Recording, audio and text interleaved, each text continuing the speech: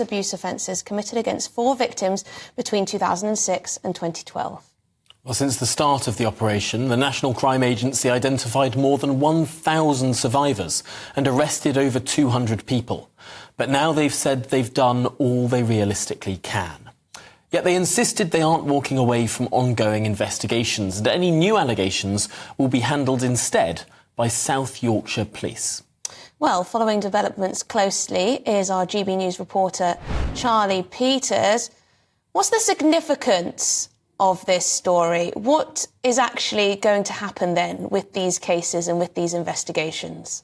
Well, the National Crime Agency say they've done all they can when it comes to identifying victims from the period that Operation Stovewood has operated on, which is 1997 to 2013. This operation was launched after the Alexis J report in 2014 found that some 1,400 girls and boys had been abused in the town from 1997 to 2013. So Stovewood was launched by the National Crime Agency, that central, almost kind of Britain's FBI, that force to get a grip of the situation after the South Yorkshire Police Force had been reported to have endured so many failures and insufficiently investigated the situation over that period, leading to what many have described as the worst child abuse scandal in modern British history.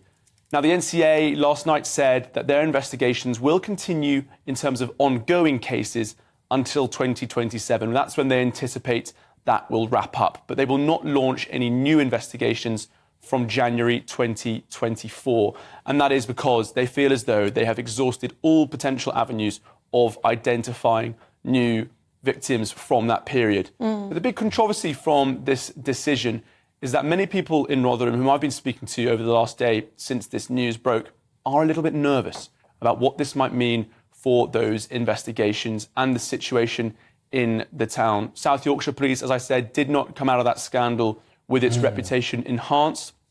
The Independent Office for Police Conduct launched a review of the force after the scandal broke in 2014. It was called Operation Linden. It was the second longest investigation by the IOPC, second only to the Hillsborough review, and it assessed hundreds of allegations of misconduct. Several of them were upheld, but nobody was fired. Many survivors from the town that I've spoken to, campaigners, whistleblowers, and other people affected by this situation, they all say as though they feel that no true accountability has been delivered in Rotherham, particularly for the police. And so there are some nerves coming out of South Yorkshire this morning that this police force, is it adequately prepared to take on that responsibility? Have they really learned those lessons from the 90s all the way up to 2013?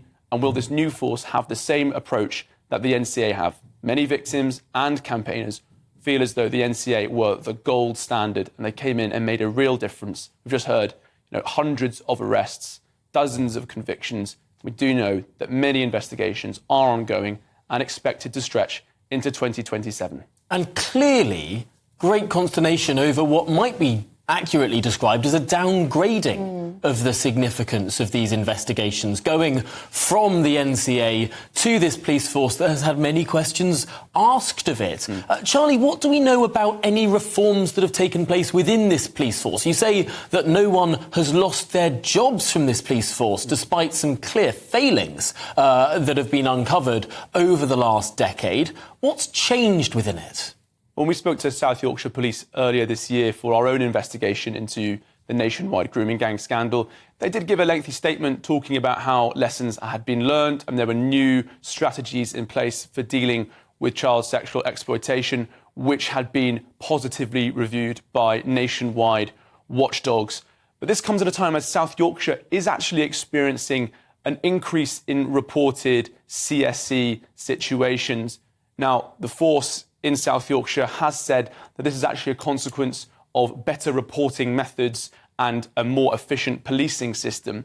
But it is clearly a very tense time in South Yorkshire across all of the areas there, not just Rotherham, when it comes to this kind of abuse.